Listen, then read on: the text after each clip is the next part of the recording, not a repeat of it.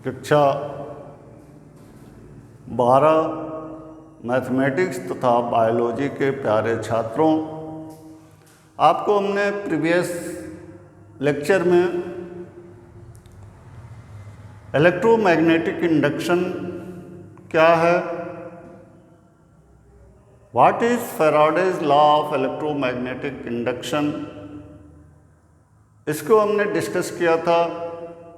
Lenz law क्या है, motional EMF क्या है, गतिक विद्युतवाहक बल क्या है। उसके बाद हमने Faraday's law of electromagnetic induction को ड्राइव किया था और आपको उसका डेरिवेशन डिटेल में समझाया था। आज हम एक दूसरी भौतिक घटना का अध्ययन करेंगे जिसे हम कहते हैं सेल्फ इंडक्शन। तो आज हम आपको बताएंगे व्हाट इज सेल्फ इंडक्शन, स्व प्रेरण क्या होता है, स्व प्रेरण की घटना किसे कहते हैं। इसके लिए आइए एक एक्सपेरिमेंटल सेटअप करते हैं। मान लेते हैं कि यहाँ पे एक इंडक्टर है,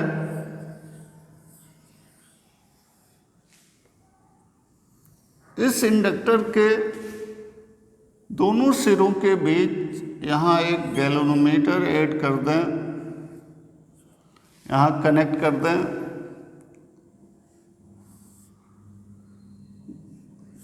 यहाँ एक की कनेक्ट कर दें, यहाँ एक बैटरी कनेक्ट कर दें। ये हमारा बैटरी है, ये की है और ये गैल्वेनोमीटर। बस इतनी ही हमारा एक्सपेरिमेंटल सेटअप है। अब हम देखते हैं, यदि हम इस की को ऑन करें, just eight the time of switch on, देखते हैं ये गैल्वेनोमीटर की नीडल 0 से डिफ्लेक्ट होके यहाँ पोजीशन ए पर आती है। पोजीशन ए पर क्षण भर रुकने के बाद for a moment, only fraction of seconds, उसके बाद ये मैग्नेटिक नीडल बी पर आके कांस्टेंट हो जाती है और जब तक स्विच ऑन रहता है तब तक ये गैल्वेनोमीटर की नीडल बी पर रहती है। यानी इस सर्किट में एक कांस्टेंट करंट आई फ्लो होता रहता है।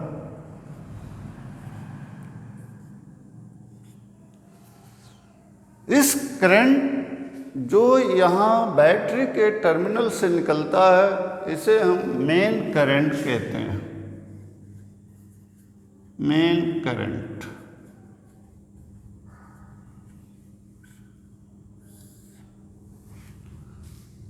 मेन करंट की दिशा यहाँ बैटरी के पॉजिटिव टर्मिनल से होके निगेटिव टर्मिनल में आती है। अब हम जिस समय इस स्विच को ऑफ करते हैं,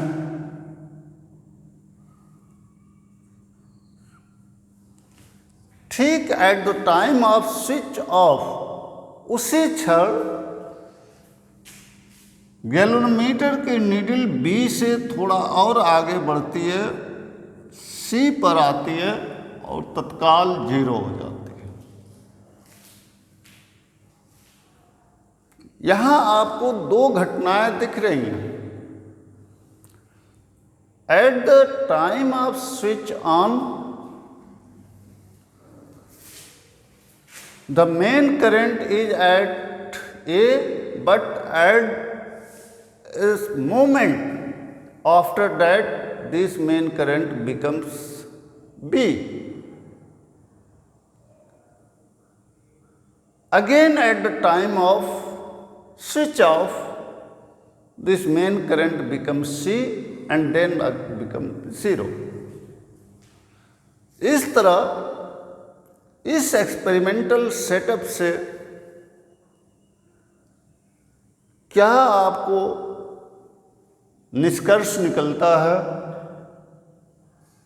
इस पर हम यदि अपना नज़र दौड़ाएं तो हम देखते हैं कि स्विच ऑन करते समय तथा स्विच ऑफ करते समय इस इंडक्टर में इस मेन करंट के अलावा भी एक और करंट इसमें डेवलप्ड हो जाती है, इंड्यूस हो जाती है, और उस करंट की वैल्यू जो है वो मेन करंट से बहुत ही सूक्ष्म होता है, very minute, as well as direction of this induced current at the time of switch on opposite to main current। और at the time of switch off, this induced current developed in the direction of main current। इस तरह इस घटना से आप देख रहे हैं कि किसी भी इंडक्टर में जब हम वैद्युत धारा प्रवाहित करते हैं या वैद्युत धारा प्रवाहित हो रही है और उसे बंद करते हैं, तो उस कंडक्टर में मुख्य धारा के साथ साथ एक प्रेरित धारा उत्पन्न हो जाती है। ये प्रेरित धारा क्षण भर के लिए फॉर ए मोमेंट इसमें एग्जिस्ट करती है और उस धारा का मान स्विच ऑन करते समय मुख्य धारा के विपरीत होती है, स्विच ऑफ करते समय मुख्य धारा की दिशा में होती है। इस घटना को हम सेल्फ इंडक्शन, स्व प्रेरण कहते हैं। यानी किसी इंडक्टर में मुख्य धारा के साथ साथ प्रेरित धारा के उत्पन्न होने की घटना को स्व प्रेरण कहते हैं, सेल्फ इंडक्शन कहते हैं। अब आइए हम समझते हैं कि ये स्व प्रेरण की घटना क्यों होती है, क्यों, कहाँ से ये प्रेरित धारा उत्पन्न हो जाती है। आप जानते हैं कि जिस समय बैटरी से कोई भी धारा नहीं जा रही है, उस समय इंडक्टर के बीच उसके एक्सिस के अलोंग मैग्नेटिक फील्ड B का मान 0 होता है।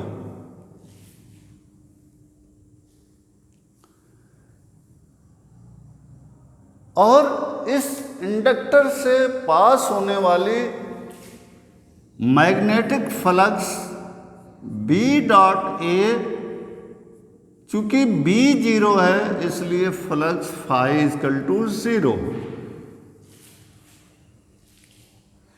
Initially the magnetic flux linked with this coil is 0, but when we start the current,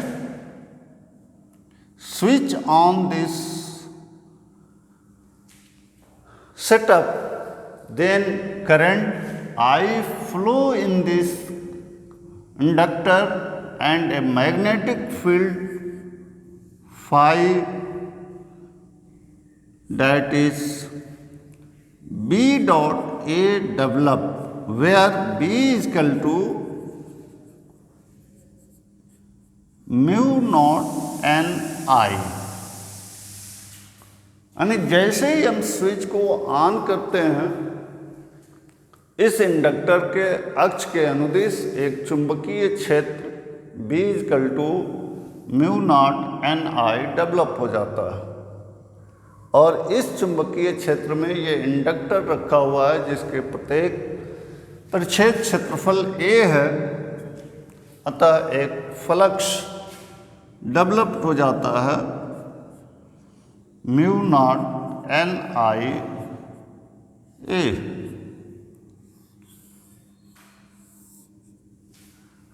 यानी स्विच ऑन करने पर इस कुंडली से होकर, इस इंडक्टर से होकर पास करने वाला फ्लक्स 0 से म्यू नॉट एन आई ए हो गया। यहाँ फ्लक्स परिवर्तन हुआ और आप जानते हैं Faraday law of electromagnetic induction ये कहता है कि whenever there is change in flux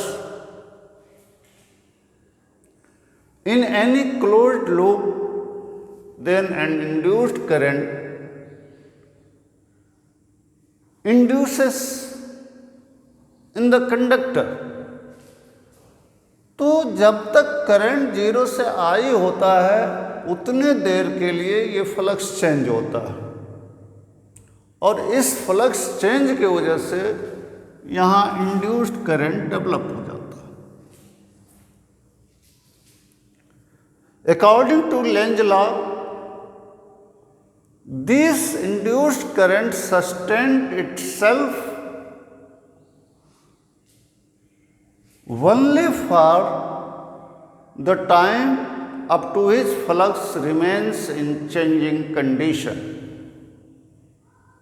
यानी ये इंड्यूस करंट तब तक जीवित रहता है, तब तक वहाँ रह सकता है जब तक फ्लक्स चेंज होता रहे।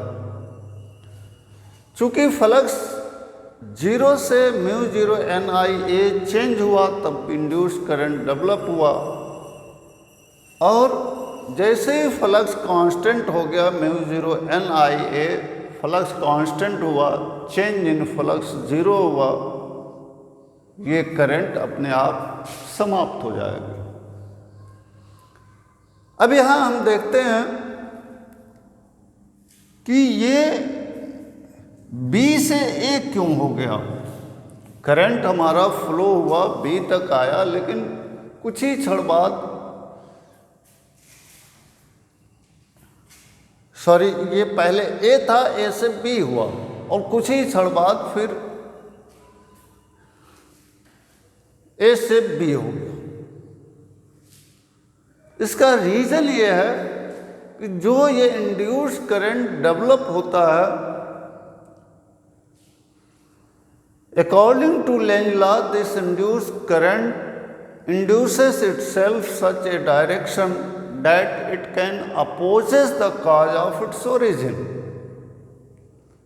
यानी फ्लक्स चेंज होने के कारण ये डेवलप हुआ।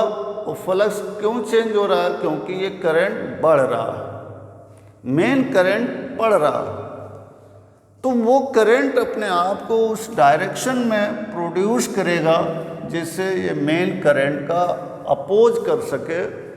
मेन करंट तभी अपोज होगा जब इंड्यूस करंट मेन करंट के अपोजिट डायरेक्शन में डेवलप हो।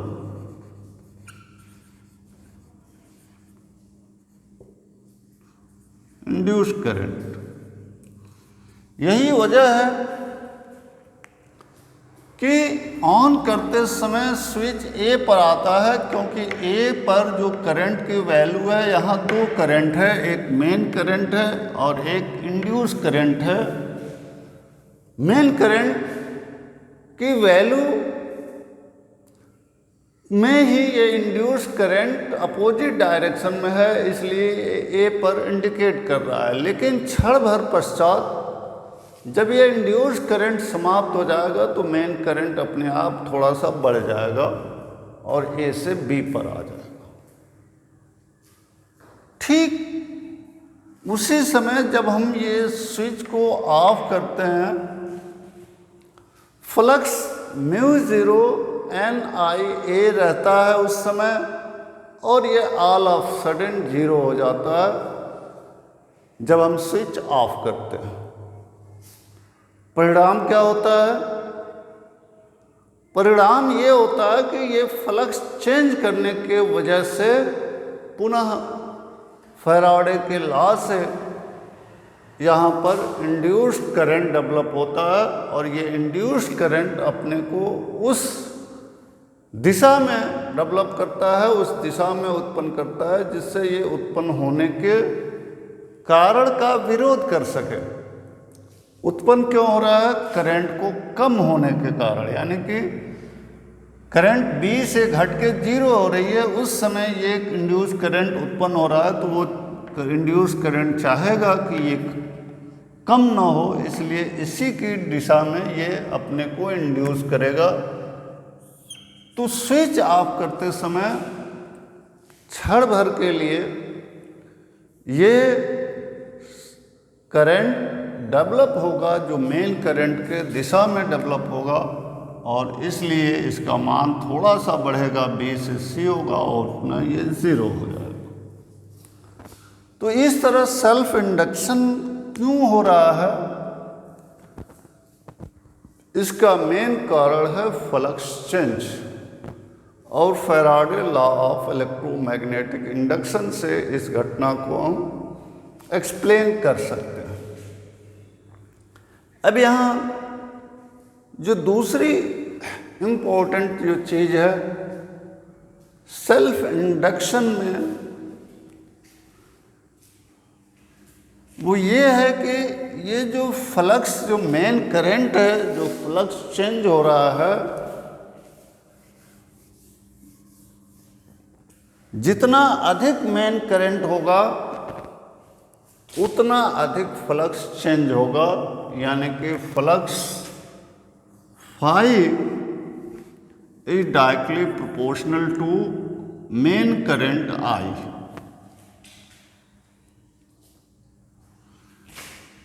If we put it at equal to, then the some constant L into I. यहाँ L जो कांस्टेंट है, L इज कांस्टेंट,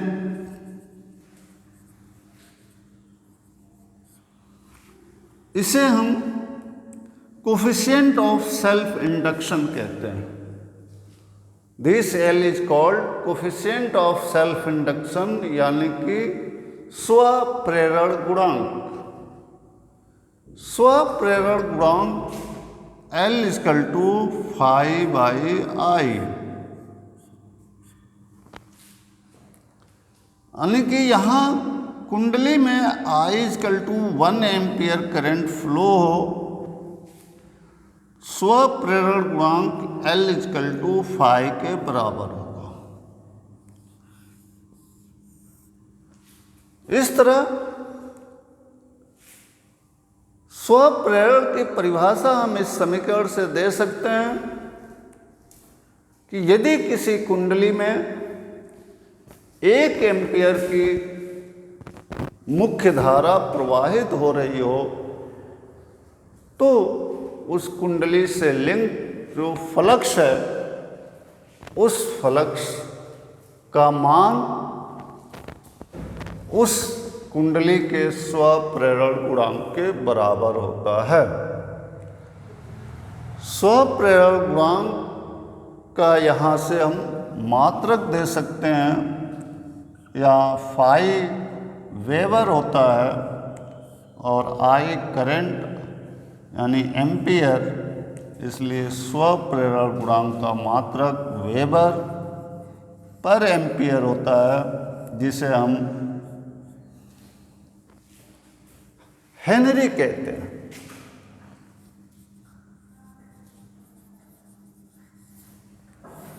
H से रिप्रेजेंट करते हैं, अतः स्वप्रेरण गुणांक का मात्रक हेनरी होता है।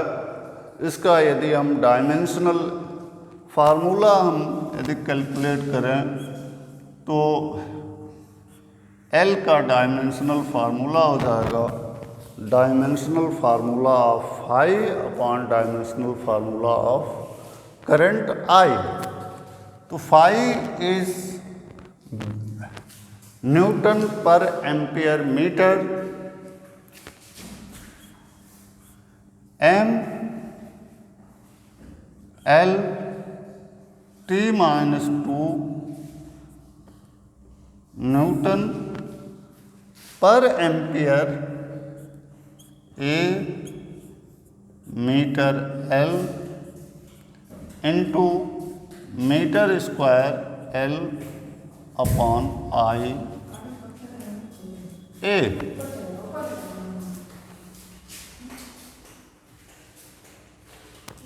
यहाँ पे L equal to dimensional formula of L equal to, यहाँ से L कैंसिल हो जाएगा, that will be M L2 T-2 और A एंड A-2।